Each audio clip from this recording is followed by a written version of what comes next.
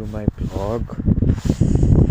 अहिले चाहिँ बेलुकाको ठ्याक्कै 7:35 गएको छ। त्यही पनि घाम चाहिँ मजाले चर्किरहेको छ। यहाँ चाहिँ रातिको 9-10 बजे 11 बजेसम्म पनि घाम लागिरहन्छ कि रोमानिया त्यस्तो देश हो जहाँ चाहिँ रातिको समयमा पनि घाम लागिरहन्छ। तपाईँहरू हेर्न सक्नुहुन्छ उता त्यस्तो घाम लागिरहेको। नेपालमा भयो यत्तिकै घाम दिउँसोको 2 बजे लाग्थ्यो। यहाँ चाहिँ रातिको 11 बजेसम्म पनि घाम लाग्छ कहिलेकाहीँ। यो गर्मी महिनामा, जाडो महिनामा त 3 बजे नै घाम हराइसक्छ, 1 घन्टा जति लाग्छ। यो गर्मीको सिजनमा चाहिँ यस्तो हुन्छ, यहाँ घाम लागिरहेकै हुन्छ।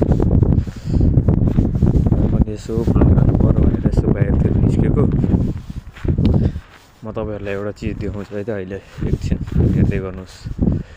म तपाईँहरूलाई देखाउँछु। यहाँ टन्नै छ, यो के हो, हाँस हो कि बकुल्ला हो। यो समुद्रतिरबाट आएर क्यामेराले देखियो कि होइन त, उयो अगाडिपट्टि कि है उयो उडिरहेको नि हो। यहाँबाट यतापट्टि टन्नै छ। यस्तो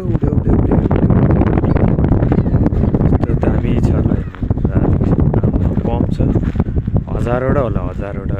उतादेखि एउटा आम्मा क्यामेरा हानेको छैन। आप्पै यसले त एउटा मान्छे त 10जना जति मान्छे त सिँगै पारिदिन्छ। आम्मा